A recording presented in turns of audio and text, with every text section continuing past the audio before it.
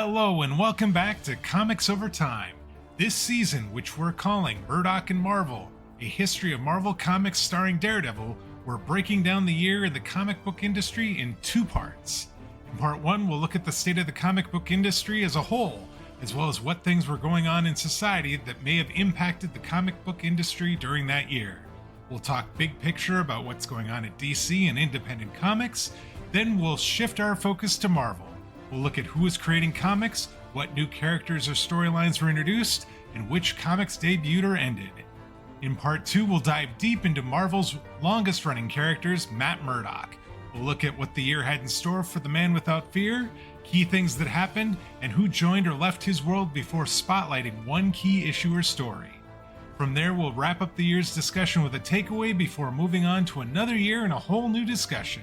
We're excited to have you join us on a trip through comic book history. All right, Dan, how do we wrap up talking about Volume 1 of Daredevil? Well, so I guess I've got some stats for you to start with. And I'd like to kind of reflect a little on what we've been through. This last, nearly year or so? Over a year? We've been at this for quite a while now. It takes a while to go through, say, 30-some years of comic book history. So I think that the first thing to start with is just talking a little bit about the ages of Daredevil. And so I went through and actually did a query in the comics.org database for who has done the most on Daredevil for various things. And so you can see it here, but are you surprised to see who the number one Daredevil writer is in terms of credits for Volume 1, or would you have expected this? I'm surprised. Okay, so everybody make your guess, and then we'll go on here. So pause and think about it.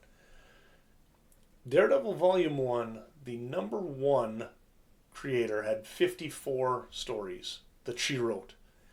And that sentence should give away for most of you who it is, because we have exactly one female writer, I believe, in the history of Volume 1 for Daredevil, and that's Ann Nocenti. Stan Lee was second with 50. Dan Chichester, our man from the more recent stuff, comes in at 46. Frank Miller, 35. Then we have a lot of the guys from the 70s. Jerry Conway at 30, Denny O'Neil, 29, Roy Thomas, 20, Steve Gerber, 20, Marv Wolfman, 19.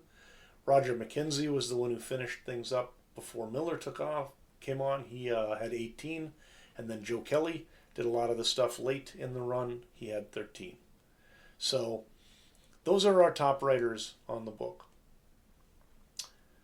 For penciler, I don't think most people who've been listening to this, if you've been with us since the beginning, you probably know who the most common penciler was. And he's not common at all. He's a legend, right? Gene Colan, 90 of the 380 books were penciled by him. Nobody else even comes close. Frank Miller's second with 35. John Romita Jr. has 30. Scott McDaniel, 28. Bob Brown, 27. David Mazzuccelli actually has 24, which is more than I thought he had. Klaus Janson, 20. Lee Weeks, 15. And Gary Nord, the guy who's been finishing things up for us, had 14. So Colan by far is the biggest contributor for penciling. I was surprised that Frank Miller was number 2, because a lot of times, I would have thought that it would have been somebody else too. I'm not sure who I would have thought it would have been, but I didn't think he was number 2. That's basically 3 full years of working on Daredevil. That's a really good run for any artist, and because of how much demand he was in for much of the 80s and 90s, it's just kind of impressive that he came back to this book as often as he did. And a lot of the books that he was penciling, he was also writing as well. So absolutely, he was pulling double duty in a lot of In fact, he has 35 that he wrote and 35 that he penciled. They are not the same. No, but it's weird that it's close. Probably 20 or so of them are. Inkers, we have essentially 2 with a bullet inkers, and again, If you know Daredevil, you can probably guess these. Klaus Johnson, who was the primary inker for Miller and then stuck around for a long time afterwards, penciling and inking. And Al Williamson, the guy that we've been singing the praises of for the better part of the 90s. Sid Shores was one of the original inkers. He had 24. So it was 59 for Jensen, 53 for Williamson. Shores had 24, Danny Blandy 20, and then a bunch of other guys, including David Mazzuccelli, who had 14 issues that he inked. Colorist, this is an absolute just like knockout punch. Christy Shield, who you've read an awful lot of books colored by Christy Shield, because he's essentially the primary colorist for Moon Knight and for Daredevil through most of the 80s and 90s. Yep. So probably half of all the comic books you've read have been colored by Christy Shield. But she has 143 of the 380 books that she did, including most of the last part of the run. Glynis Oliver, 23. Klaus Janson did a lot of his own coloring, so he has 22. Tom Palmer, 15. Petra Goldberg, 14. And then a few others as well. But really, Shield is essentially by far our lead there. And then at letterer, we have Joe Rosen with 128. And Artie Simic, 55. Bill Oakley, 37. Sam Rosen, 37. And then we get down into the 20s and the like. So with all of these luminaries, I sort of broke it down into eras, because I think it can be broken down into eras. Yeah. And so I like what you've done here. I got a little table here. The first 50 issues were all written by Stan Lee, right? And so I call that the Silver Age of Daredevil. And the Silver Age in comics is actually that time basically from the introduction of the new Flash in Showcase Comics up until basically the beginning of the Bronze Age in the early 70s, kind of when the Comics Code changed. It roughly matches where Stan Lee's on this title, but not perfectly. But he had like Steve Ditko and Wally Wood and Gene Colan, a lot of classic artists working with him. This was very much a sort of a fun kids sort of classic Marvel Comics of the 60s sort of run. The Bronze Age... Oh, go ahead. I was just going to say, it seems it was very foundational. Like, it put everything in place. And, like, I remember just, a lot of single issue stories, all that, and then lots of, reminding us of who Matt Murdock is, and where Daredevil came from, and introduced some characters, it's everything that we kind of know about Daredevil. Most of it started there. Yep. Pretty much this is the foundation of Daredevil, and it's what is going to be Daredevil really up until Miller takes over the book. So when we get to the Bronze Age, issues 50 to, let's say, 157, and the writers here are guys like Thomas and Conway and Gerber and Wolfman, a lot of these dudes who were sort of the backbone of Marvel Comics in the 70s. And they had solid pencilers. Guys like Colan and Bob Brown were sort of the workhorses of this time. These are just going to be classic sort of psychological comics. They're a little bit more into the character development. They're a little bit more into serializing the story over a number of issues. This is where we actually get kind of a little sub-run where Daredevil takes off for San Francisco with Black Widow from issue like 92 to 107. They actually changed the book's name. It's Daredevil and Black Widow instead of just being Daredevil. And most of those, a lot of those were written by Steve Gerber and drawn by Colan. But I think these were interesting mostly just for the fact that they were stories that didn't really push a lot of envelopes. We didn't get a lot of new stuff. They seemed to be just sort of floating along at that point. I will admit that I don't think I loved, when I went back and looked through them, I had a tough time finding stories I loved during this, what I would call Bronze Age, from the 50s to 150s of Daredevil. I think there were some things to like about it. The thing that Oh, jumps out to me is this. This is where we started to see those serialized stories, and I yep, think that it seems like there were more like there was more depth to the stories. I think in there was. in this level than there was in those first 50 issues, and so I liked when they brought it out to San Francisco for a little while. I liked the inclusion of Black Widow in there. I thought that was really interesting, and so I think there was some stuff there to really like about it. Well, I would agree. I think it was fun, um, but it was mostly. There's not a lot of it that was really memorable to me. Is I guess what I would say, and maybe for you there's more of that. We'll talk about that.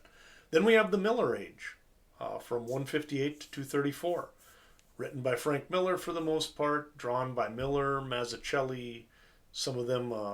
We have Jansen drawing as well. Yeah, caught Jansen there too. Yep. I would say there's a number of people who would say this is one of the better runs on Daredevil. Uh, in actual fact, most people probably would say it's the run of Daredevil, right? Sure. So Yeah. this is, there's not much more you need to say about this. This is kind of where we get the introduction of Elektra. We get the introduction of Stick. We get a lot of his backstory. We learn about his mom, and we learn about kind of that whole idea of the hand and this whole previous world. You get Bullseye going from being just sort of this one note character to one of his big bads. You get Kingpin becoming one of his big bads. So Yeah. a lot happens There's here. there's definitely, I think, an elevation of a lot of the characters across these books, and I think there was a kind of a darker turn. This is where I think that dark turn of Daredevil started. Right here, 100%. no doubt. And I mean, I think we've extolled how much the Frank Miller run, how much we both, I think, like the Frank Miller run during the podcast where we talked specifically about those. But yeah, this is arguably the best run. I think it is my favorite run, and there is a lot to like here. Oh. And yeah, And it went longer than I thought it did. I did not realize that Frank Miller, now again, wrote 35 books, drew 35 books, but the era of Miller essentially goes from 158 to 234 because he comes on, he does like one book, then in 168 he takes over as the writer and on art. He goes till about yes, 200, and then he's off for a while, and there's some sketchiness in terms of the quality on some of those in there. But he comes back with Mazzuccelli and does Born Again, and he's got yes. these things where he returns. So I think it's fair to just call this kind of one bookended Miller era. And even those books in between sort of feel like they still have that imprint of Frank Miller on them. Just because of the things that he did before he Yep, comes back and then does, even more. 100% agreed.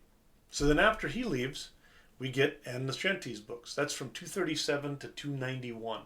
And she's working an awful lot with John Romita Jr. Also, Lee Weeks comes in and is one of the primary pencilers for the late part of that run. I think what we find with Nocenti is there is a lot more that starts happening cerebrally with Daredevil. You get a lot Yeah. more stuff where, she brings in Typhoid Mary, so you get a lot of the things where now he's fallen in love with the bad girl and things like this. We have Mephisto in there for a while. We've got all this other sort of crazy stuff. I think that Daredevil kind of enters an entirely different realm in terms of the kind of storytelling you get when Nocenti's on there. What did you think of the Nocenti era? I remember at the time there being I had a rough time with a lot of it.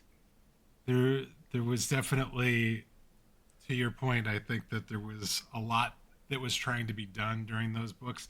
I think the other issue that happened a lot during the Nocenti era was the big crossover events that sort of railroaded the story Messed things up. out into some things that didn't make a lot of sense, and you just had to roll with it. That's a good That call. I didn't really care for either, but there was definitely some things I like. I really like Typhoid Mary Yep. and some of the stories that involved her and the Kingpin and everything that was going on. So there was definitely some things to like, but I think I maybe appreciate them now a little bit more than I did while I was reading them. But and I do remember, the Typhoid Mary stuff with Nocenti and John Romita Jr. that I remember. There was a storyline there that I really liked. And it was a weird time because after Born Again, of course, he'd lost his law license. He ends up, he's dead for a while. He's wandering the countryside doing his own thing. So Foggy isn't around. We don't have Karen Page, of course. We don't really have New York as a character for a good part of the Nocenti run. So it's disorienting too in some ways. Then we get the Chichester Era, which that goes essentially from 292 to 342. Technically, it ends around 332 or 333, I think, in terms of he stops wanting his name on the book, but a lot of them still are written by him under different names up until 340s. He has Scott McDaniel working with him for most of it on art, and then Lee Weeks as well. I think he is notable mostly for the fact that he tries to bring Daredevil back more to his roots a little bit. He brings him back to, having a law practice. He brings him back to being in New York and a lot of these sorts of things. And then he also has a lot of really high concept storylines. Yeah. I appreciate the Chichester Era a lot more now than I think I did at any previous time. Sure. I'm for a guy that I knew nothing about going in and then just started reading the books. I think that there is a lot across these books that I think is really interesting and really cool, and even like as we were talking about them and discussing them, I remember like the Tree of Knowledge storyline. It was one that didn't really resonate with me at first, but as we were talking about it, it's like, oh yeah, I guess there is a little more to this than I was giving it credit. I think he tried to do some cool things, and so I think that and again, this is somebody who he's been doing it for a long time. To be the third most credited writer on Daredevil, I would not have expected that he'd written more books on Daredevil than Frank Miller and Jerry Conway and Roy Thomas and those guys, because I thought those guys were on it longer. So he basically is essentially a kind of a tie, a Nocenti 54, Lee 50, and him 46. So he put in a lot of work and did some good stuff. And then the last one I just call The Long Goodbye, which is basically a bunch of stuff thrown at the wall from issues 343 to 380. All sorts of different writers, all sorts of different artists. It actually was fun. I think this was the era where they tried to, in many ways, get rid of sort of the new costume that Chichester brought in. They bring back a lot of the prominence of the relationship, both with Foggy and with Karen, and really return in many ways to just a very sort of classic Daredevil in a lot of ways. It's interesting because when we were talking about this project sort of before we got into it, right? There was definitely, I think, a feeling that I got that the Long Goodbye was going to be like a lot of issues, and that there was a lot that sort of like was that, but it ended up being more of a succinct time period near the end that there were some high moments, there were definitely some low moments in there, but it definitely still kept kept me interested throughout the whole thing. Yep. Yeah, I would say there's a lot of people who basically have only read Miller. And then they got confused by Nocenti. And so The Long Goodbye is everything from basically the end of Born Again to the end of Volume 1. So they would stop with Mazzuccelli and pick it up with Kevin Smith. Right? I actually believe there is a solid number of avid Daredevil fans who that was their path for the most part. And I don't blame them, because in many ways what you hear about a lot of this stuff, there's some people who really love the Nocenti run, there's some people who definitely don't. And maybe that's just because they don't read women comic writers, some of them. But I think there's also a number of things, like when we were reading it, where you can see why there would be people who would just be like, man, this is not what I signed up for with Daredevil. Right. The Chichester Era, I think Scott McDaniel's artwork is pretty jittery and stuff. It took me a while to get used to that. So there was some things with the art that kind of, just made me jumpy initially, and we had to get through that. But I think once you go through and read it all and give it a chance, it hangs together as pretty good storytelling when you just look at the whole era kind of thing. So your favorite though, you're gonna go with Miller as your favorite. I mean, I like as like my favorite era. Your favorite Daredevil, of these eras. Yeah, I would say that, like, it felt transformative to me, and it definitely, like, while I enjoyed Daredevil before that point, it ratcheted up to a fever pitch in the Miller era. And I'm going to tell you, even though I wasn't fully in with the Hand at all points and all of that sort of, all the ninjas, yep, I still can appreciate just the look and the way the story was being told and the story that was actually being told. I think there's some just if you're going to tell anybody to read a volume or an age of Daredevil, I can't think of a better one to pick than that one. There you go. Well, I'm gonna sort of mix things up a little bit and choose the exact same thing, because how can you possibly choose anything else? I mean, Sure. A lot of these others are pretty decent. I think Nocenti is decent. Yes. I think Chichester's decent. I like the first 50 issues with Stan Lee and doing his scripting over the stories essentially of all these other guys. And the 70s stuff is a ton of fun. I mean, I absolutely love Gerber as a writer and some of these people. But, I mean, geez, you start out with the Elektra saga and then you finish up with Born Again.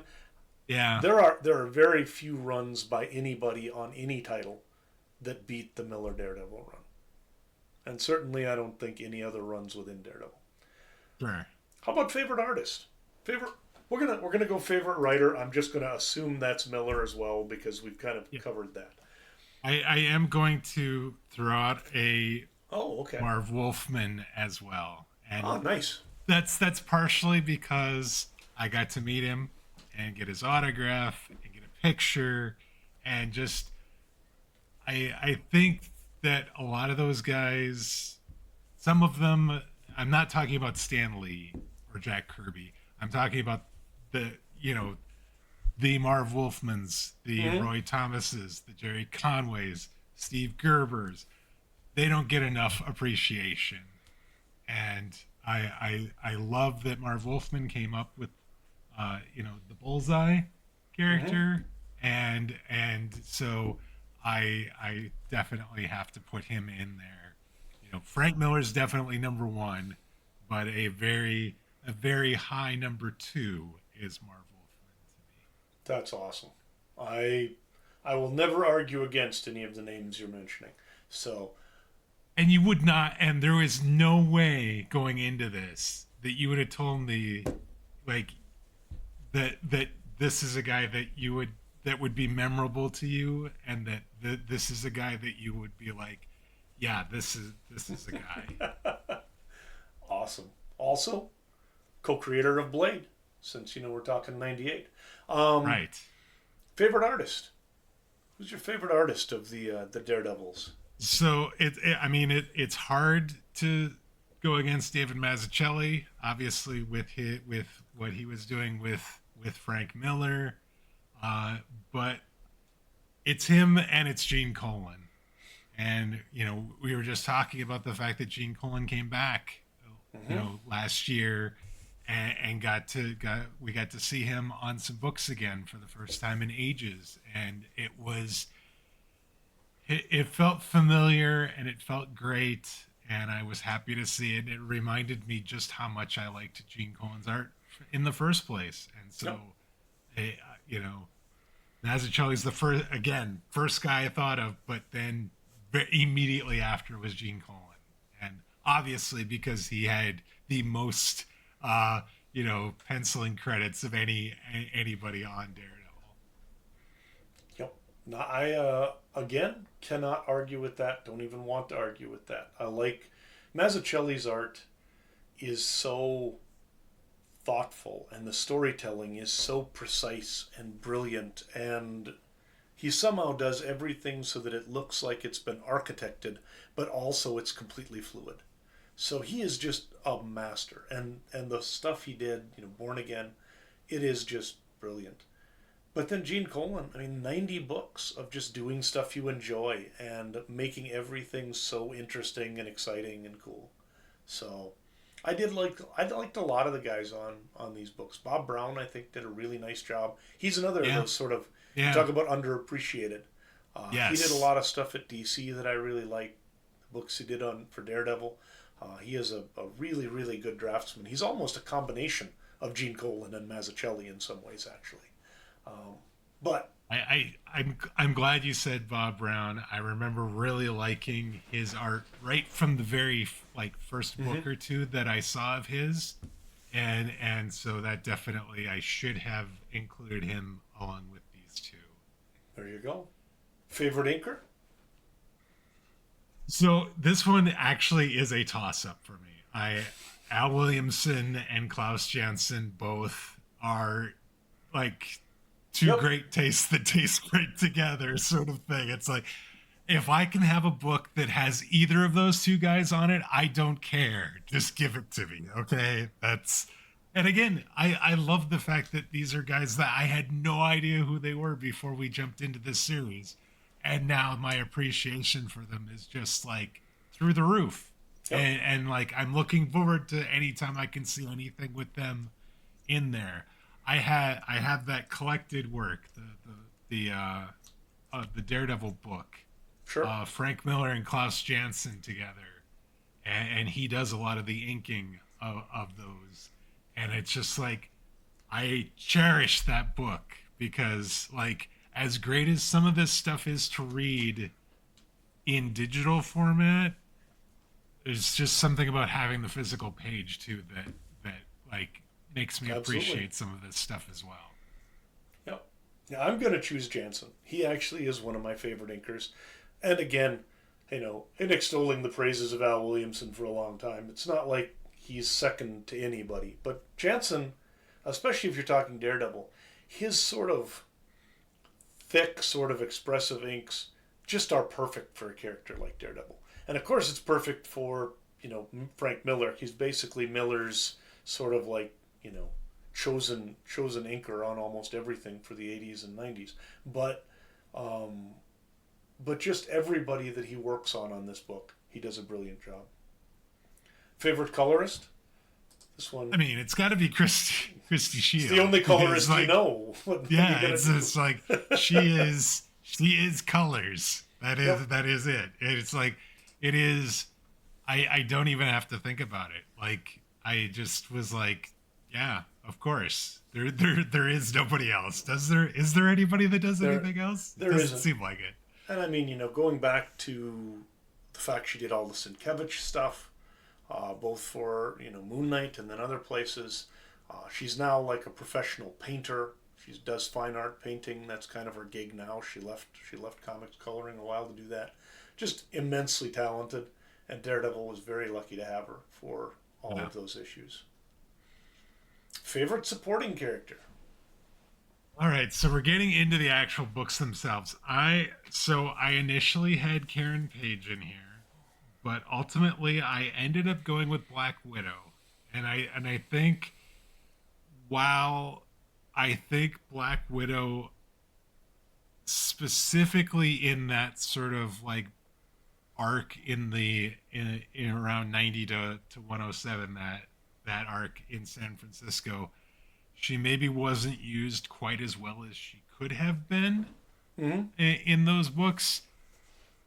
By the time we get towards the end of volume 1, I think Black Widow was a really interesting and a great addition to the Daredevil universe, right? And like she was I was never unhappy to see her, and I always thought she made the story better at being in the story. And so I loved every time she came back. And so I think that is the hallmark of a good supporting character. And so Absolutely. that's who I went with. So I think Black Widow is a great choice, but for me it is always going to be Foggy. He is supporting character in the Daredevil universe. Sure. Yes. And I like every story that he's in because I think he's a good foil. He drives me nuts, Yes. but nonetheless, I love the guy. I think that's one of the reasons I'm really glad that the Daredevil TV show rebooted and brought back those characters. Is Daredevil without Foggy is just not the same. Yes. I mean, if you think about all the times where we didn't have Foggy and Karen in those books, those books feel different than with those characters. Yep. They are Absolutely. noticeably absent when they're not there. I would agree. How about least favorite supporting character?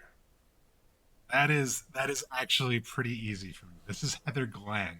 This is the love interest that just happens to be living in his that shows up and thinks that she lives in Matt Murdock's house, and Okay. then suddenly just sorts of moves in. It's sort of it is, and then she just kind of immediately sort of becomes a love interest, and then there's the I just didn't like that the way that started. However, the stories with her initially were, but by the time we get to the end, I mean, it's rough. They kill off her father. She kind of goes Nope, it's a a mess. little bit of crazy. She ends up committing suicide, and so like, it's. I just didn't like the introduction of the character, and it sort of resonated. It tainted sort of the whole run of her, but Okay. like it ended up being like the character ended up being useful and interesting in the latter half of it. But I could think of so many other characters I would rather have seen when it comes to a Daredevil book. There you go. I'm going to go in and call this a supporting character, even if it's technically the main character, just because I want to make sure to be on record that Mike Murdock is somewhere in here. Yes. There should be a least favorite character category for like least favorite alias for Daredevil or something. Yeah. But yeah, That's reasonable. I am not a agree. fan of the Mike Murdock storylines in any capacity. Those drove me nuts. Favorite villain, and you cannot do this. You just named all three of the big ones. You have to choose one. I'm looking at your sheet. Here, and I'm like, that's I not mean, fair. it's hard for me not to say Kingpin, like as a favorite villain, because he is such a like he becomes such an important character, such an important adversary.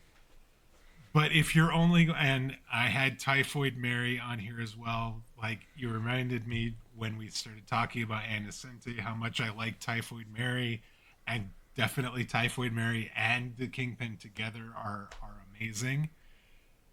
I'm gonna go with Bullseye, and I'm gonna go with Bullseye as my favorite villain because again, Marv Wolfman.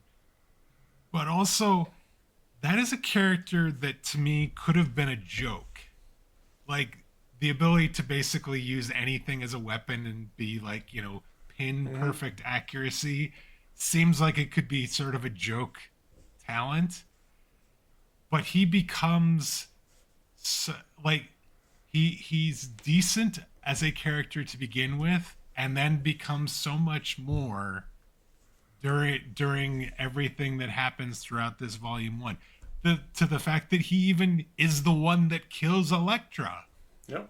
And like we have that story arc, or we have that book where it's just him, Daredevil, talking to the paralyzed Bullseye in the hospital bed, basically, playing Russian roulette with him. And I'm just like, this is a character that I think I knew nothing about before reading any of these comics. And just like, I knew Kingpin because of the TV series, and I had seen some things about Typhoid Mary before, but Bullseye was completely new to me, and he just captivated me, I think, right from the get-go. And he was a villain I can't wait to see again. And something tells me, and spoilers, that we're not done seeing Bullseye. Probably not. Probably not. You are correct. I'm gonna go with Kingpin. I do love the fact that he becomes sort of the foil. He he does start out as kind of a joke character. He's just the fat guy. And over the course of the Miller run, he gets built into this formidable character. And then he just continues on. There's always that kind of like even to the very end when you talk about that, the trial of Karen Page. He's always there, and he's always messing with things, and things have become so personal with him that he doesn't even want to see Daredevil suffer unless he's the one doing it. He wants to literally be the boot on his neck, and he wants to be the one that kills him. And so, yeah, I think he is, to me, my favorite. Bullseye and Typhoid Mary obviously are, amazing characters. They also are sort of extensions in many ways, though, because usually Bullseye and Typhoid Mary are messing with Daredevil on Kingpin's orders. Yes, that is not true. always, but I mean, at least initially, that's kind of what was going on. All right, so least favorite villain. I remember us joking at the beginning about Stiltman, and I just could not believe that you were serious that there was a character called Stiltman. And sure enough, there is a Stiltman, and he's just not anything. And I have the owl here as well, but I mean, it's still Stiltman. You forgot, if you're going to put Stiltman and the owl in, you've got to include Leapfrog as well. You're like contractually obligated. Probably to bring in all three of them. So, I think for me, my least favorite is probably actually going to be, and there's two options. One of them is I don't like the Animen just because they're goofy. Those like the guys who the three kind of dress up like animals and do their thing. But I think the one that I really disliked the most was actually Deathstalker, who's the one that eventually Daredevil ends up like trapping him in a tombstone or something like this when he tries to rematerialize or something. It's just a weird character. Nothing made sense, and then he comes back later, sort of, and that character just confused me. So I'm anti Deathstalker. And his mom was like the one that did the murder house that he got caught in. And yeah, that was great. Not good at all. All right. Favorite storyline? I mean, Born Again. It has to be Born Again. The odd thing is that, the Elektra saga is fantastic, and it was just set so many bars. But yeah, it has to be Born Again. There's no real argument, I don't think, for me, that Mazzuccelli and Miller just killed it on that story.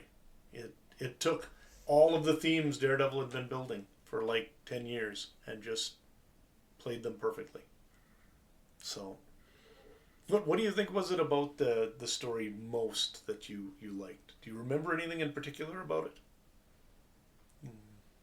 I think the thing that got me was just how ruthless Kingpin was in that. Just like there is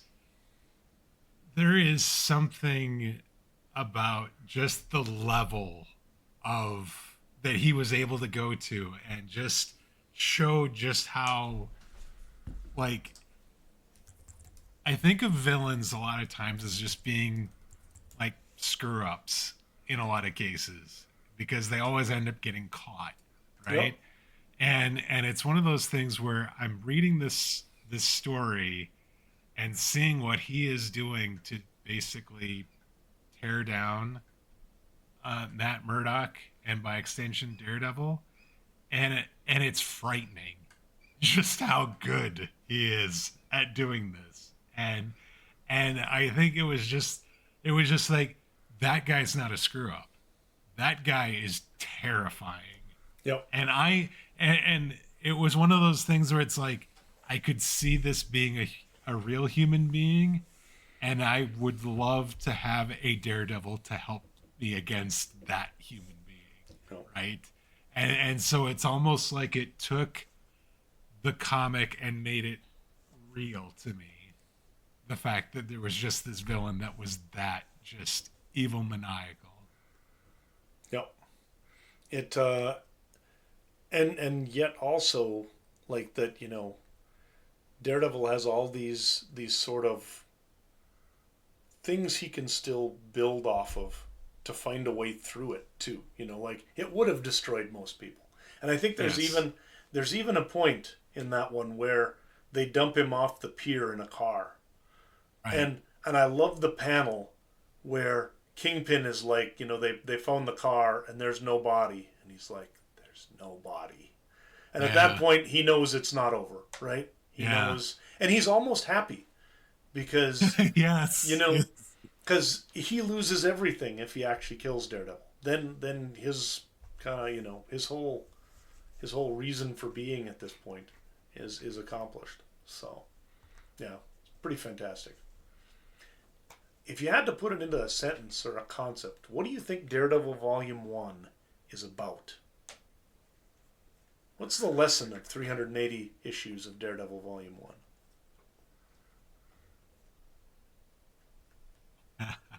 I honestly have no idea. So first off, that's a tough question because it's very different storylines. I think that, to me, it does come down to the thing set up at the very beginning. That this is a guy who is deeply conflicted morally and ethically. He's somebody who very much believes in the rule of law and a decent society, but also finds that sometimes the law that he believes in just doesn't do what it needs to do. And then there has to be another path.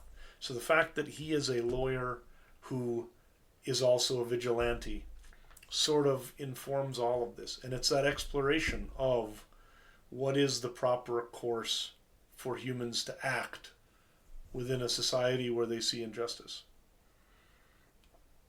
And it's definitely, that line gets really blurry at times. Absolutely. All right. Well, those are my questions. Thank you for joining me on this, Dwayne. 380 issues. I had a great time going through these. It has been fun. But we're not done yet. They still got. Well, it ended, man. There's nothing left. Daredevil's done. So, like we saw with Moon Knight, there's more than one volume, and we've still got 25, 26 years of Daredevil left, and of some pretty fantastic stuff. I mean, we start out. The Kevin Smith story is some interesting storytelling. Then we get almost 10 years of Brian Bendis just kicking down every door. And there's all of these additional writers who are going to come after him, just telling superb stories. So, as I've been getting ready and looking forward, the not by no means, even though Born Again may be the best Daredevil story even today ever told, that doesn't mean there isn't an awful lot of great storytelling ahead of us. So I'm looking forward to it. Yeah, I'm definitely curious to see what's ahead. I will also say that I think I am surprised at how much I liked the last 380 books. Like, I remember us going through some of the, not necessarily the Moon Knight stuff, but as we were looking at some of the early books when we were comparing them to the MCU, and I remember not necessarily enjoying all the earlier books from Yep. like the 60s and the 70s and even into the early 80s. But I definitely have a much greater appreciation for some of the older titles now. And I think part of it's I've gotten more comfortable reading comic books. And like I think that definitely helped, but I definitely think that there was a lot of interesting, a lot of great writers and a lot of great artists that were on these books too. And I am glad that I got a chance to read through and see all of it. Yep, agreed. It's been a good time. I will say one last thing I'll say is I think I as much as I liked Daredevil before we started this, I think I like Daredevil even more now. Excellent. So I've got that going for me as well. So Absolutely. that's going to inform everything going forward. It gets to inform the new TV series that we're going to get next year as well. There's a lot. Mm-hmm. Any final comments to wrap up Volume 1, Dan? No, just that I